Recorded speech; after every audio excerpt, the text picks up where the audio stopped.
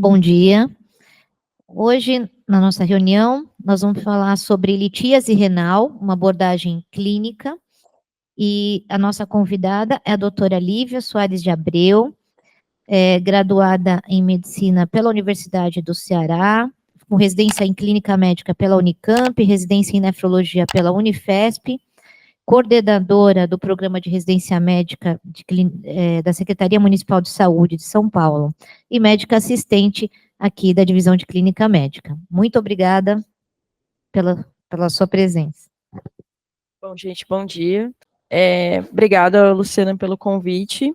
Acho que aos residentes, né, eu conheço alguns dos plantões, aos colegas não tenho um convívio, né, porque eu fico mais no setor do pronto-socorro. A Luciana me pediu para abordar o assunto, né, de litíase renal com vocês, e acho que faz mais sentido a gente fazer uma abordagem clínica. Eu trouxe uma abordagem inicialmente de pronto-socorro também, mas uma abordagem que às vezes é útil para a gente lidar na prática, né, o início de uma investigação de um paciente que às vezes complica, para evitar danos piores, assim.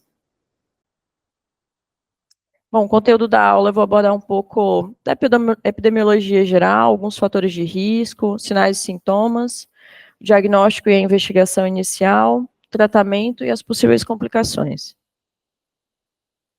Então, esse é um tema, né, uma doença bastante prevalente, em torno de 12 a 15% a nível mundial, tá? Na população geral, um caso em 1000 por ano, é mais prevalente em homens do que em mulheres, da 13ª até a 15ª década de vida,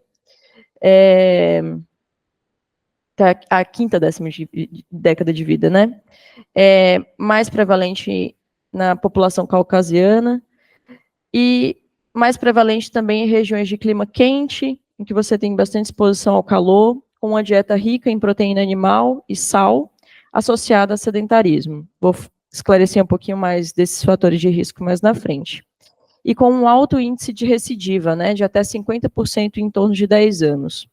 Aqui a gente coloquei resumidamente a prevalência da composição desses cálculos, em torno de 60% de oxalato de cálcio, 20% de fosfato de cálcio, 7% de ácido úrico e 7% de magnésio amoniado, que na verdade é o cálculo de Struvita, né, que são os cálculos relacionados à infecção urinária. Os fatores de risco mais bem estabelecidos são fatores genéticos e familiares, alterações anatômicas do trato urinário, como duplicidade pielocalicinal, rins policísticos, rins em ferradura, rins esponjomedular. Então, na verdade, qualquer alteração anatômica, né, a nível de sistema geniturinário pode predispor não só às infecções, mas também à formação de cálculos. Distúrbios metabólicos, como hipercalciúria idiopática, hiperoxalúria, hiperexcreção de ácido úrico, cistinúria, hipocitratura e hipomagnesemia também são fatores bem determinados. Infecção de trato urinário, com principalmente germes produtores de urease, e aí é importante a gente lembrar principalmente de Proteus, Klebsiella, Providência, Serratia, são germes mais relacionados às infecções que estão relacionadas a cálculos. Doenças endócrinas, como hiperparatireoidismo primário, doenças sistêmicas, como síndrome metabólica, diabetes, hipertensão, gota, doenças inflamatórias intestinais, principalmente doenças de Crohn, está bastante relacionada. Alterações do pH urinário, só lembrando que o pH da urina, ele é normalmente ácido, né, em torno de 5 a 7, e quando você tem uma alteração desse parâmetro, você tem uma predisposição maior à formação de cálculo. Redução do volume urinário, e o uso de drogas litogênicas, né, por indução de alterações metabólicas ou precipitação da própria droga e do seu metabólito. Coloquei alguns exemplos, né, que a gente utiliza na prática, como indinavir, sulfadiazina, triantereno, vitamina D, vitamina C, salicilatos e probenecid. Aqui eu coloquei só, resumidamente, o mecanismo de formação desse cálculo, porque o que acontece? Naturalmente, você tem, né, como propriedades físico-químicas, você tem um ambiente onde você tem um soluto e você tem um solvente, né? E nesse ambiente você tem condições ideais para que não ocorra a cristalização. Então, você tem desde propriedades químicas que vão permitir que esse soluto se dissolva no solvente, e quando houver qualquer alteração dessas condições, o que vai acontecer é uma cristalização. A cristalização, muitas vezes, ela já acontece. O que é importante a gente observar é que existem componentes, né, que se ligam a esse núcleo cristalizado e que vai fazer com que isso não se torne um cálculo, que são substâncias inibidoras, e que a ausência dessas substâncias inibidoras também predispõe à formação desses cálculos. Muitas vezes esse cálculo, na maioria das vezes, ele se forma em túbulo coletor, túbulo distal, e alguns cálculos, principalmente os relacionados ao oxalato, eles se formam na alça de Henle, tá? Então, eu tenho a presença de soluto, como cálcio, oxalato de fosfato, e a presença de inibidores, magnésio, citrato, a nefrocalcina, a mucoproteína, que é a proteína de Towns-Halfon, a uropontina e a bicutina. E aí você tem a formação desses núcleos, e você tem teorias que falam sobre partículas livres que ficam, né, que se formam livremente ao longo do túbulo, nesse lúmen, e você tem a teoria de partículas fixas, ou seja, o núcleo se forma, ele se adere ao túbulo, gera uma inflamação local, modifica condições dentro do túbulo e predispõe à formação desse cálculo. Então, assim, se a gente pensar naquelas outras condições, se eu tenho uma diminuição de solvente, a gente tem uma predisposição à precipitação desses cálculos. Se a gente tem uma diminuição dos inibidores, a gente também tem uma predisposição, né? E se a gente tiver um valor aumentado do soluto, que está além do valor de sedimentação, a gente também tem a predisposição. Então, tem muito mistério. Em relação a sinais e sintomas, né? Como que esse paciente chega para a gente na prática? Na maioria das vezes, bom, fora a prática clínica da nefro, a gente recebe esse paciente no pronto-socorro. Hoje em dia, muitas vezes, pelo menos aqui de rotina, ele abre muito já para cirurgia, porque é até uma clínica já bem, né, bem esclarecida, não deixa muitas dúvidas, embora a gente tenha vários diagnósticos diferenciais. Então, o paciente, na sua maioria das vezes, entra com uma dor incólica, que é presente em 90% a 100%, ela não tem fator predisponente, né, ela acontece de forma súbita, na maioria das vezes o paciente está bem, ele abre uma dor de forte intensidade, tá, em paroxismos, que é bem característico da dor incólica, pode estar associado em 50% a 60% dos casos com náusea, vômitos, hematúria está presente em 90% dos casos, sendo que 50% deles ela ocorre de forma macroscópica. Disúria pode estar presente em 10% dos casos, e dor abdominal, né, em outra que não seja com localização típica em dor lombar, também pode acontecer em até 50% dos casos. Febre, 5% a 10%, e sinal de Giordano, 30% a 50%. Né? Lembrar que quando o paciente já está com uma dor bem localizada, de forte intensidade, ele é bem pouco tolerante ao teste de Giordano, né? Coloquei mais aqui a nível de didático mesmo. Para diagnóstico e investigação, diagnóstico ele se faz principalmente quando eu tenho uma clínica, né, suspeita e ou imagem, né, que eu me caracterizo como dor lombar, hematúria micro ou macroscópica, quando eu já tenho um histórico de eliminação de cálculo, quando eu tenho a comprovação por imagem, às vezes esse paciente ele nunca teve crise, mas um achado de imagem, ele já fez um ultrassom, já fez uma tomografia, e ele já sabe que ele tem cálculo, e quando ele já tem histórico e evidência de procedimentos urológicos prévios, ou seja, o paciente já tem um histórico positivo e já passou por algum procedimento. Para diagnóstico diferencial, como eu falei para vocês, o diagnóstico diferencial muito frequente é o de mialgias, né, lombares, causa muito comum, lombalgia, lombociatalgia, então a história é bem importante.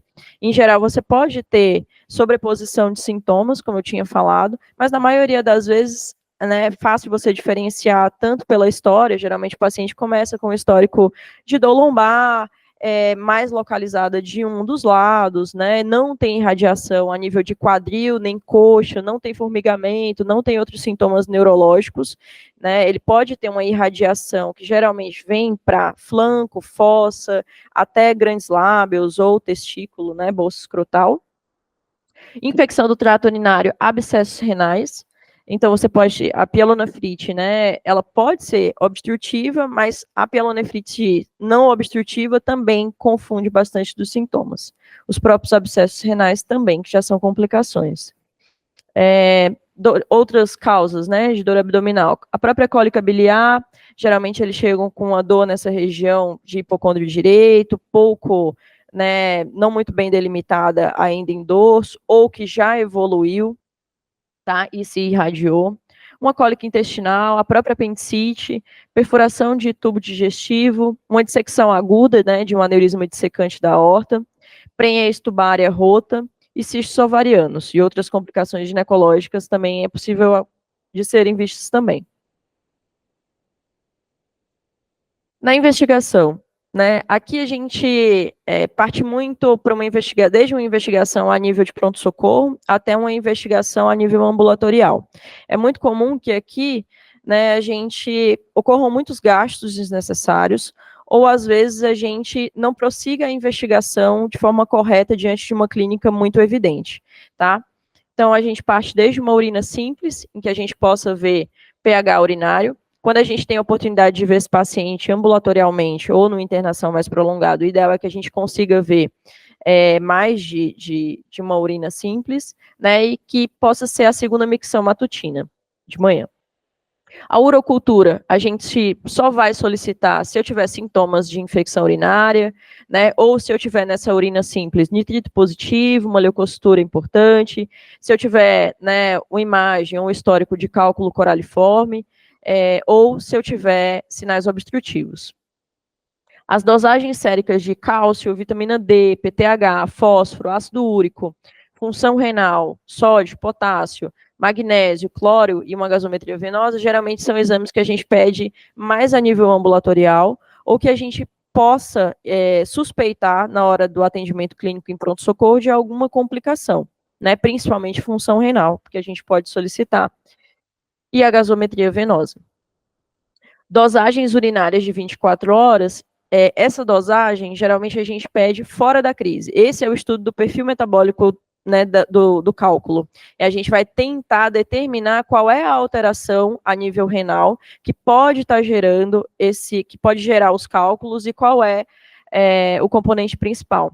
Então, em geral, a gente tem 2 amostras, preferencialmente em dias consecutivos e úteis, e essa amostra deve ser repetida há 6 meses, tá? Para que a gente confirme esse distúrbio e inicie tratamento.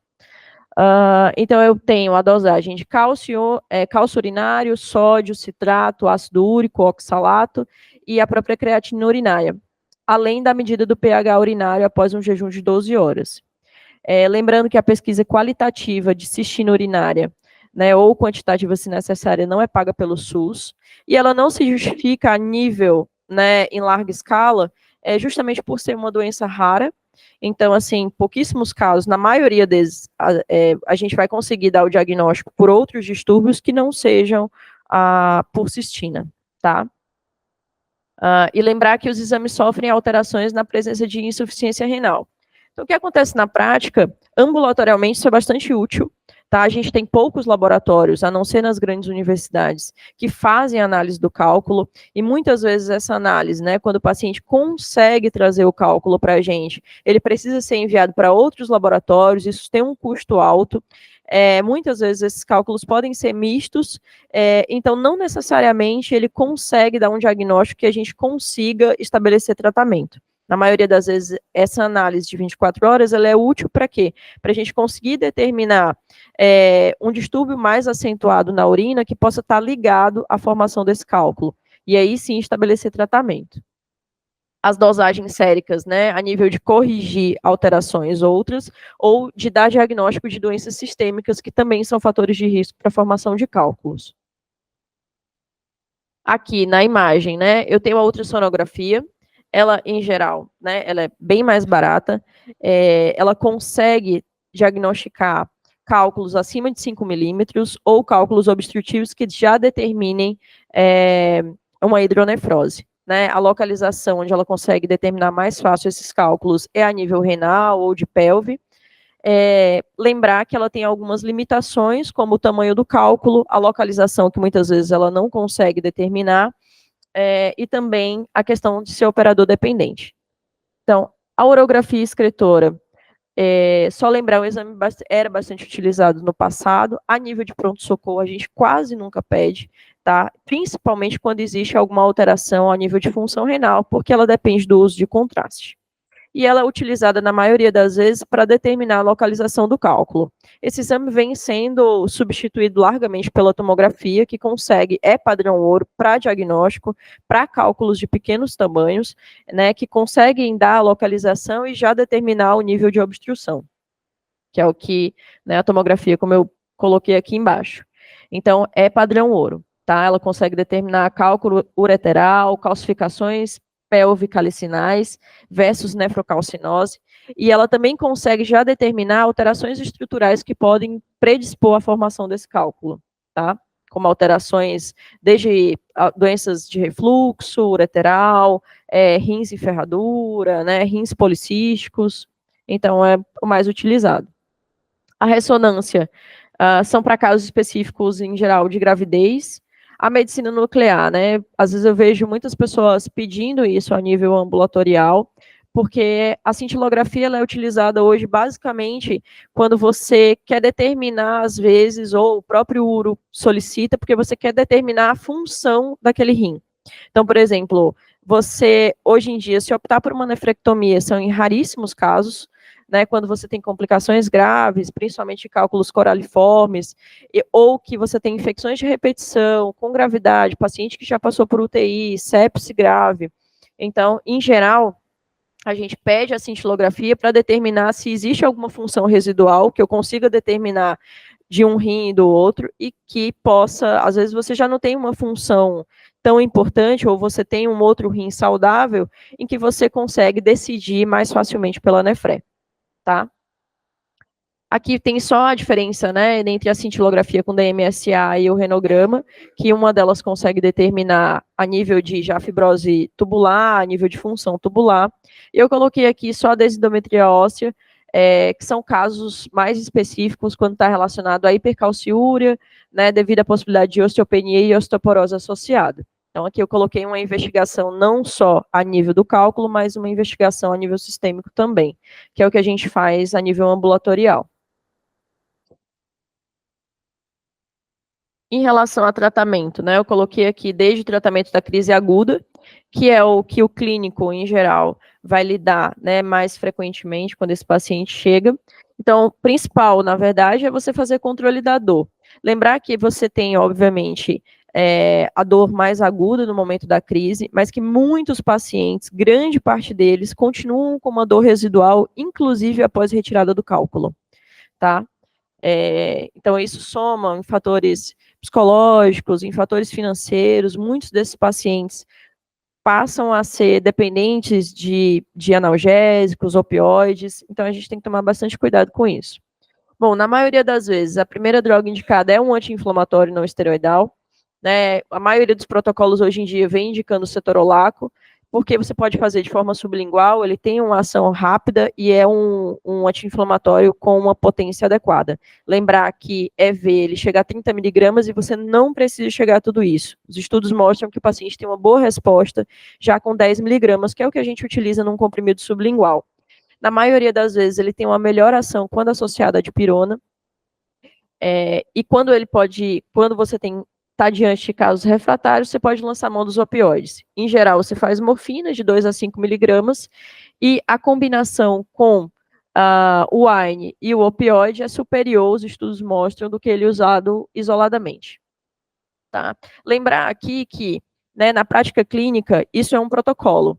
Mas o que você vai observar? Às vezes você já tem um paciente que tem crises repetidas, às vezes o paciente já te conta que passou por uma internação prolongada, que já teve um quadro de sepse grave, que já teve outras complicações, que já fez múltiplas abordagens, ou que tem fatores de risco, principalmente como hipertensão, diabetes, é um paciente com um quadro de síndrome metabólica que tem outros fatores, inclusive para quê? Para lesão renal. Então, é um paciente que às vezes vale a pena você tentar um analgésico outro, né? Ou às vezes já partir para o opioide quando você desconfia que você tem uma alteração da função renal, tá? Para você não utilizar o AINE nesses casos. Aqui, né, em casos refratários, inclusive essa combinação, hoje em dia a gente utiliza a ketamina, tem uma boa resposta. A hidratação venosa, né, que a maioria das pessoas faz, ela só é justificada quando você tem algum sinal e sintoma de desidratação ou algum caso que possa predispor a isso. Como o quê? Por exemplo, paciente que chega, tem náusea, vômito, né, já está há um tempo com cólica, então é um paciente que pode estar desidratado. Se você utilizar a hidratação venosa achando que você vai facilitar a saída do cálculo, isso não tem evidência científica. Tá? Você pode se utilizar de antieméticos em casos de náusea e vômito. Se em casos de febre ou outros sinais de infecção, o paciente tem queixa baixa, lembrar que a disúria pode estar relacionada só à passagem do cálculo, mas, né, pode também estar relacionada a uma ITU. O ideal é que você já associe uma antibiótico terapia com cobertura obrigatória pré-E. coli, tá? E aqui eu estou falando de E. coli numa prevalência de ITU em geral, não só em cálculos ligados à infecção urinária como os coraliformes, tá? Em casos de sepse, você vai precisar de uma avaliação para intervenção urológica de emergência, como a passagem de duplo J ou nefrostomia. Às vezes a gente fala, né, e claro, na especialidade a gente fica com o N um pouco mais viciado, mas não é incomum, inclusive aqui no pronto-socorro, que a gente veja pacientes que têm, ou nem sabem, na verdade, e que têm rim único e que acabam obstruindo, tá? Então, qualquer queixa ligada à diminuição do volume urinário, ou mesmo a parada de micção, é algo que deve ser avaliado com uma determinada urgência. Cálculos de 5 a 10 milímetros, né? A maioria dos cálculos abaixo de 5 milímetros, elas são eliminadas espontaneamente, sem que você faça nenhuma medida a não ser controle da dor. Tá? Quando você tem cálculos acima de 10 milímetros, é uma probabilidade pequena que esse cálculo vá ser eliminado espontaneamente. E aí a grande, na verdade, dúvida fica entre cálculos de 5 a 10 milímetros, né? Que pode acontecer, ele tanto pode conseguir ser eliminado, como ele pode gerar obstrução. E aí o que a gente usa muito, né, na prática clínica é a tansulosina, achando que isso vai gerar uma vasodilatação, vai facilitar a saída desse cálculo. O último grande estudo, né, e mais recente, que abordou esse assunto foi o estudo Stone, que não demonstrou nenhum benefício. Então, isso tem caído por terra. Na prática clínica, a gente praticamente não utiliza mais, principalmente dentro da especialidade, né, e o que a gente já não vê mais em nenhuma diretriz, embora as diretrizes também não sejam tão atualizadas. Bom, as indicações de internação, isso aqui é importante para a gente, né, para a gente determinar, a maioria desses pacientes vai ser medicada, vai fazer um exame e vai ser encaminhada para casa. Se esse cálculo for menor do que 5 milímetros, ele vai ser deve ser tranquilizado de que isso vai ser expelido, né, espontaneamente. Às vezes o que a gente dá de orientação para o paciente é que se ele observar, né, que se ele presenciar a eliminação desse cálculo, que ele colete esse cálculo para fazer uma investigação, que ele pode ter de repetição, mas o tratamento é ambulatorial. Quais são as indicações de internação? Febre ou sinais de sepse, dor intratável, né? E não estou falando daquela dor residual que melhora em mais de 50%, estou falando em dores que não respondem mesmo ou que ficam com o paciente dependente de medicação EV. Quando você tem um rim único com cálculo obstrutivo, né? Ou pacientes transplantados renais. Quando você tem suspeita de nefrolitíase bilateral, também já vi, né? Quando você tem qualquer grau de insuficiência renal, desde que você não possa acompanhar esse paciente mais de perto, ou você pode ter uma agudização, mas o paciente mantém uma creatinina, né, um CADIGO 1, faz uma lesão, em que você vai corrigir esses fatores, em que você vai tratar uma possível infecção baixa, né, em que você vai corrigir uma desidratação, em que você pode acompanhar e rever esse paciente, esse é um paciente que seguramente você pode acompanhar ambulatorialmente. Se você não pode fazer nada disso, o ideal é que você deixe o paciente internado. Ou se o paciente tem alguma indicação cirúrgica de emergência, né, e para controle adequado da dor. Então, essas são as principais indicações de internação do paciente. Aqui, o tratamento mais individualizado, em geral, a gente observa esse paciente, né, isso é o que a gente vai fazer num paciente que a gente acompanha ambulatorialmente. Aqui é muito comum a gente incorrer em alguns erros de orientação, de dizer, ter uma dieta mais restrita em cálcio. Na verdade, isso é praticamente o oposto. Se você determina que esse paciente, primeiro que não tem nenhuma evidência científica, e na verdade existe a evidência que você predispõe ao maior risco de formação de cálculos por oxalato, né? Por quê? Porque se você determina uma dieta com baixo teor de cálcio, né, o seu metabolismo vai se reorganizar para que ele reabsorva mais cálcio, tá? Então, ele vai acabar reabsorvendo, inclusive, mais oxalato. Então, isso aumenta o risco de cálculos formados por oxalato de cálcio a nível intestinal. Então, o que a gente orienta? Uma ingestão hídrica adequada, né, em torno de 30 ml quilo dia. A gente tenta adequar a dieta de acordo com o distúrbio metabólico, então, evitar a restrição de cálcio. O recomendado continua sendo de 800 a 1.200 miligramas por dia. Orientar e adequar aí, sim, um consumo de alimentos com oxalato, como espinafre, beterraba, chocolate amargo, chá preto. Evitar suplementos vitamínicos com vitamina C. E aqui, sim, adequar a ingestão de sal e proteína animal, porque o teor de sal e de proteína é um fator de risco para o surgimento de cálculo. Pacientes que apresentam hiperuricosúria, né, devem restringir o consumo de alimentos de alto teor de purina, a gente está falando, né, de proteína animal, de álcool, a mesma dieta que a gente orienta para os pacientes que têm hiperuricemia, e estimular os alimentos ricos em potássio e frutas cítricas.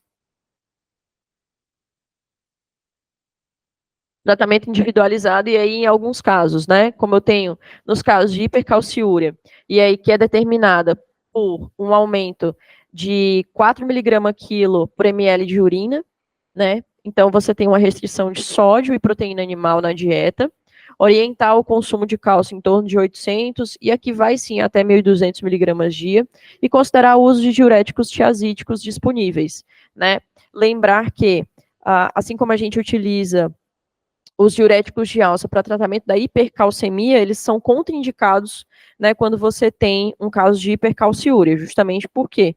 Para que você não tenha um aumento do teor de cálcio nessa urina, tá? E aqui você se utiliza da hidroclorotiazida, clortalidona, indapamida.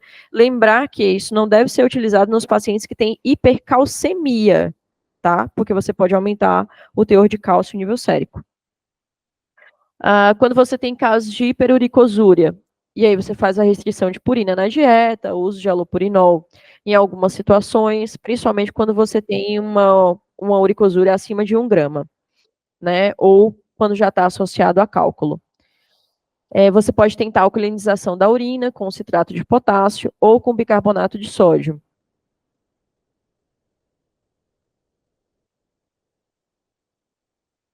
Quando você tem hipocitratura, né, que também é determinada na urina de 24 horas, a gente deve orientar a aumentar o consumo de alimentos ricos em citratos, melão, frutas cítricas, a gente pede para o paciente tomar bastante suco de limão, e você pode fazer essa reposição VO mesmo, com 30 a 60 mEq por dia, e isso é uma reposição que o paciente vai fazer para sempre.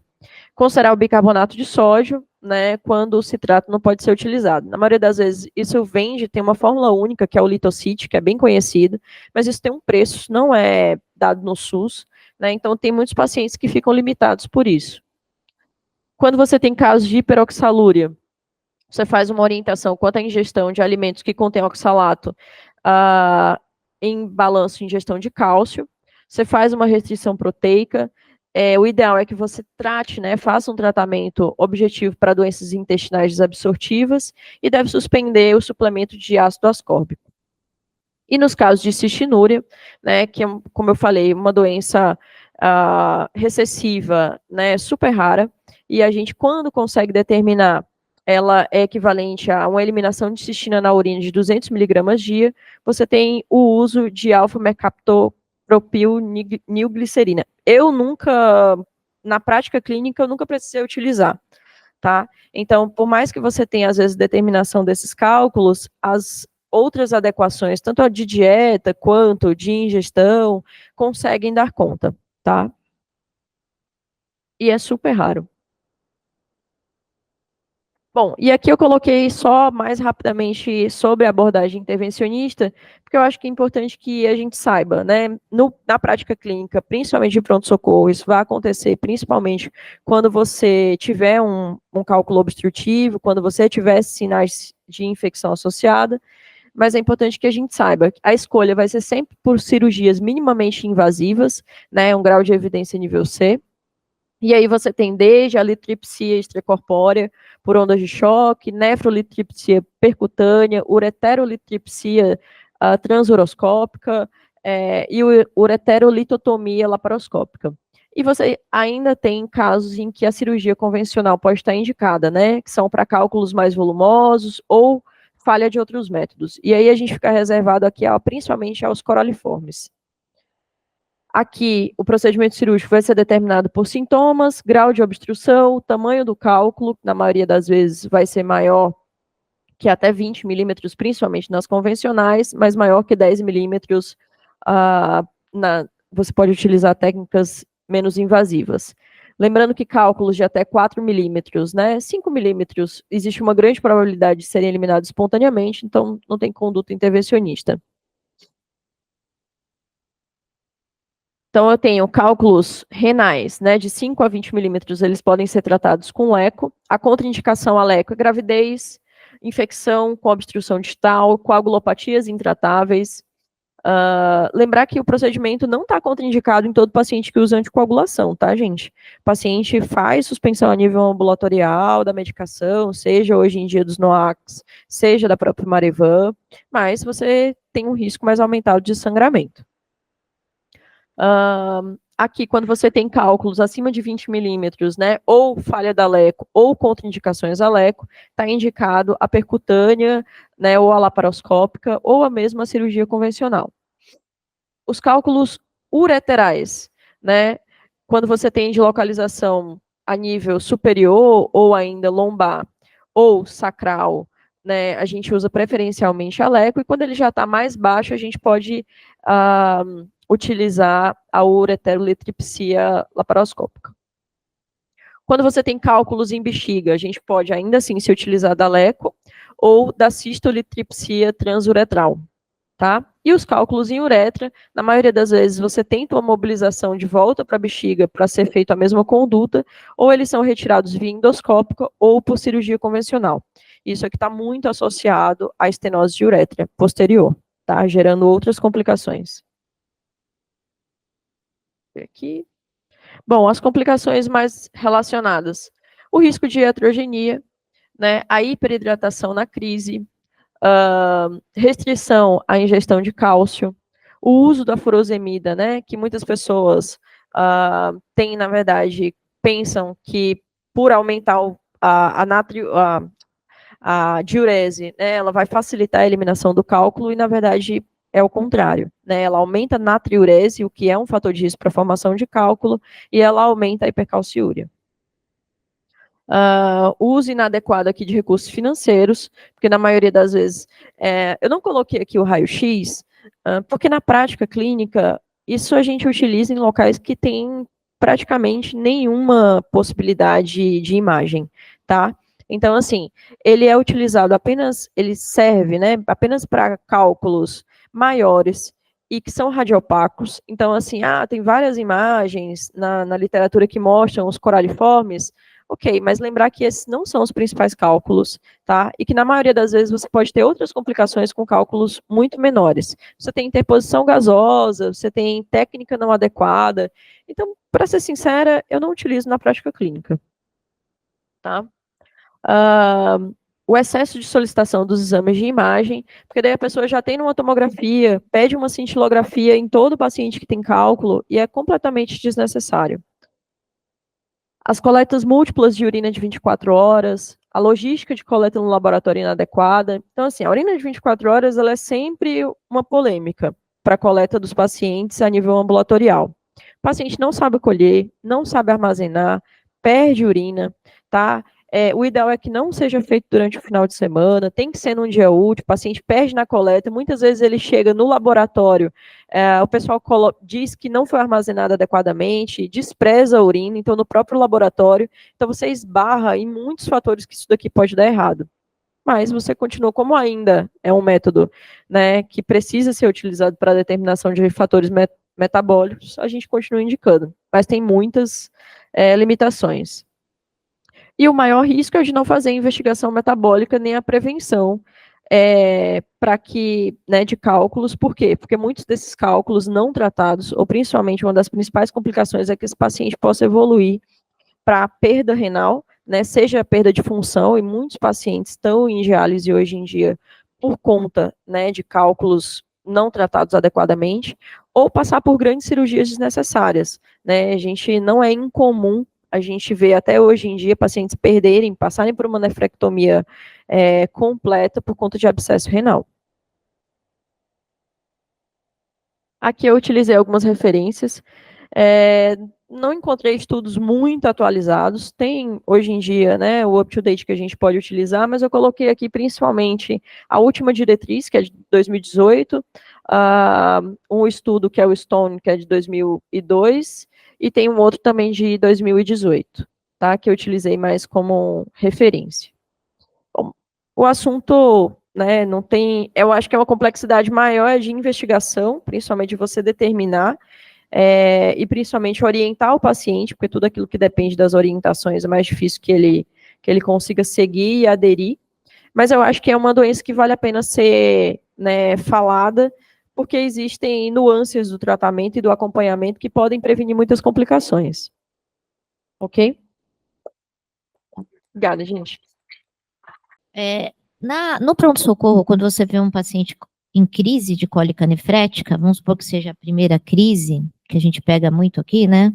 A minha dúvida o tratamento dos sintomas só, ou eu faço urina e ultrassom, ou eu faço urina, ultrassom e função renal, ou eu faço tomo, função renal e urina, tipo, eu fico sempre na dúvida do que pedir nesses pacientes. Assim, eu acho que quando você está num serviço em que você tem disponibilidade, né, a tomografia é, como eu disse, é padrão ouro, principalmente na determinação de pequenos cálculos, né, e de fatores obstrutivos. Então, inicialmente, o que ele coloca é, a urina 1 está sempre indicada, a função renal, eu acho que vale a pena, principalmente se você tiver a suspeita de obstrução, né, ou mesmo de um quadro séptico, porque pode ter uma lesão renal aguda, ou se você tem um paciente que tem fatores de risco para ter já doença renal crônica. Você pegar um paciente que já tem um diabético de longa data, um paciente que já tem lesão de outros órgãos-alvo, principalmente a nível cardiovascular, é um paciente que possivelmente vai ter uma função renal alterada. Então, vale a pena você solicitar, principalmente se ele tiver ainda outros pacientes que chegam com sintomas de infecção, às vezes chega com calafrio, febre, tem um histórico já de cálculo. Então, é um caldo perfeito para você ter uma alteração da função. Mas em rotina, paciente que chega, é uma crise, abriu do nada, jovem, na maioria das vezes, como acontece, é uma urina 1, para você avaliar outros determinantes como ou a gente colocou uma leucostura importante, a presença de nitrito positivo, mesmo que ele esteja assintomático, né, não tenha febre, não tenha outros sintomas sistêmicos, mas às vezes você tem infecções baixas. É muito frequente em mulheres, né, lembrar que não só a pielonefrite está relacionada aos coraliformes, mas as próprias as cistites mesmo podem estar relacionadas, porque é a bactéria que determina, né, não necessariamente o quadro clínico. Em relação ao ultrassom e à tomografia, se a gente for pensar a nível de custo, a tomografia você já tem um exame que provavelmente esse paciente vai precisar fazer a nível ambulatorial. Então, se você tem disponibilidade no serviço e você tem a suspeita de possíveis complicações, desde uma pielonefrite, né, uma pielonefrite obstrutiva, ou um rim único, né, se o paciente chega sem urinar, para mim, é indubitável, assim. E o ultrassom, ele não vai, apesar da limitação de não determinar cálculos menores que 5 milímetros, na maioria das vezes esses cálculos são eliminados, então realmente não teria nenhum prejuízo quanto a isso, né? O que acontece é que na maioria das vezes, se você pede um ultrassom e ele vem com hidronefrose, a pessoa da cirurgia fatalmente vai solicitar tomo. Então, não tem... E meu grande medo sempre é que a pessoa esteja com obstrução. Aí, em termos de custo, fazer ultrassom já não afastaria obstrução? Afastaria por quê? Porque se você já tem uma primeiro, porque se ele conseguiu avaliar, é porque esse cálculo já deve ter acima de 5 milímetros. E se ele já determina uma hidronefrose, algum fator obstrutivo ali vai estar acontecendo. Então, inclusive, você vai precisar solicitar avaliação cirúrgica para isso. Certo. Então, você consegue, sim, determinar com ultrassom. E quando a gente faz a urina 1, e na urina 1 tem os cristais, de oxalato de cálcio, isso tem algum valor preditivo? Não tem nenhum valor preditivo. Pode acontecer, inclusive, em sinais só de desidratação, né? A presença, lembrando que os cristais, eles acontecem, né? Eles estão presentes, na maioria das vezes, em situação fisiológica. O que a agregação em cima desse cristal é o que vai gerar o cálculo. O cristal não é sinal de cálculo, tá? E também não é sinal do tipo de cálculo, para quem Não. tem cálculo. Ah, Não. legal. E outra dúvida, assim, dar cálcio e vitamina D, né? Que às vezes a gente tem que dar aí para osteoporose, para prevenção. Tem algum tipo de problema? Para quem tem histórico de cálculo? Não, os estudos mostram que valores considerados dentro da faixa de normalidade não predispõem à formação de cálculos, né? Então, você, em geral, vai repor nos pacientes que têm osteoporose e osteopenia quando você tem um déficit, né? Quando você tem um valor deficitário. Então, isso não predispõe à formação de cálculo. E agora, com essa onda crescente de usar creatina, suplemento proteico, isso tem algum risco?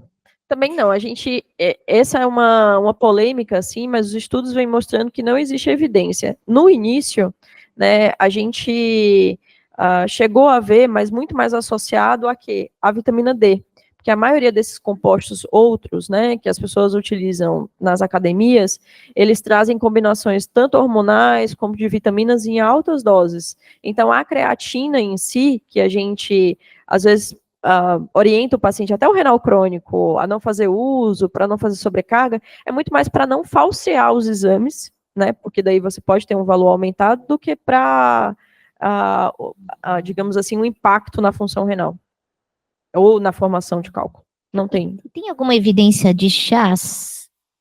Tenho pacientes que falam que tomam chá de quebra-pedra, chá de não sei o quê.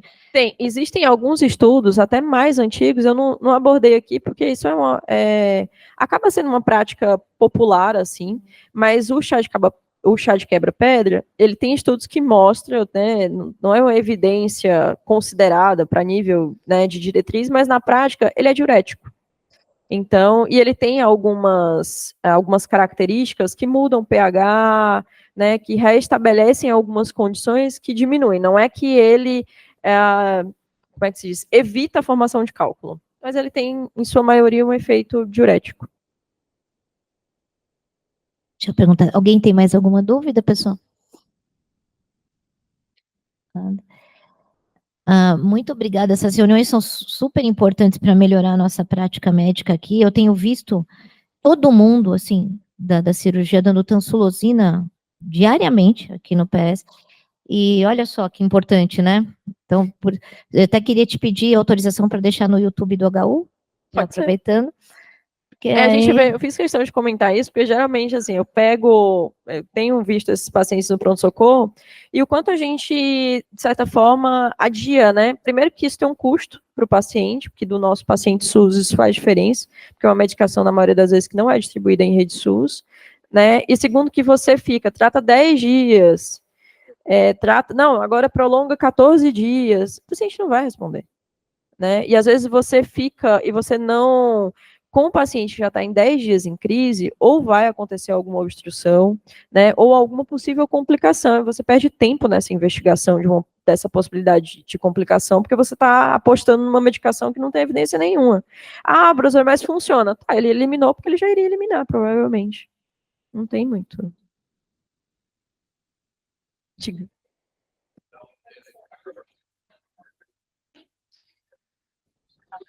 Doutora, no caso, então, o que você está falando agora, o tratamento clínico, que aparentemente é só o controle da dor e aguardar. Quanto tempo que a gente aguarda, como você estava falando, para até pensar em optar por uma intervenção cirúrgica que precisaria ser necessário se for refratário? Olha, um cálculo que ele vai ser eliminado, como eu disse, primeiro que a dor, eu não encontrei muitos estudos, né, vendo essa determinação do tempo.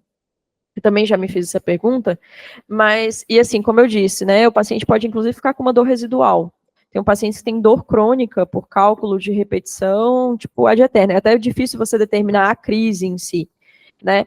Mas assim, em geral, o cálculo que vai ser eliminado, ele faz dentro dos próximos 4 dias, né, do início de uma crise. Por quê? Porque a crise é a mobilização do cálculo, né? Então, se ele vai sair, um prazo de 4 dias no máximo, isso se a gente considerar que ele, né, ficou ali em algum, mas é o fluxo urinário. Então, se ele começou a mobilização e ele tem tempo para sair, em geral acontece até em 48 horas. Né? O que você pode ter, o paciente relata para você, é que quando ele vem passando, principalmente isso é determinado pelo formato dele, que pode ser mais pontiagudo ou não, o que ele determina às vezes é uma hematúria associada, né, uma crise, ele vai tendo uma disúria e ele vai tendo todo o percurso da dor mesmo direcionada. Se ele localiza, né, principalmente, doutor, eu estou mais de 48 horas com uma dor bem localizada, né, começou a irradiar e ela não progrediu, você precisa suspeitar que exista algum grau de obstrução aí. E aí pode ser, você pode até ter um cálculo pequeno, mas se ele tiver já uma estenose ureteral, né, ou uma estenose de Juve, alguma coisa assim, provavelmente pode ser que você tenha um nível de obstrução, mesmo em cálculos muito pequenos. Então, no caso, existe a conduta de, por exemplo, vou fazer a orientação, mandar o paciente para casa, ele retorna em 48 horas, caso não resolva, para reavaliação com imagem e... Sim, exato. Aquilo que eu disse, os critérios de internação, eles são principalmente se você já tem de cara a suspeição de alguma complicação, se você já tem uma alteração da função renal, né, muito expressiva, ou se você já tem um quadro de sepse, né, porque daí você vai fazer antibiótico terapia e precisa já determinar se precisa de intervenção cirúrgica.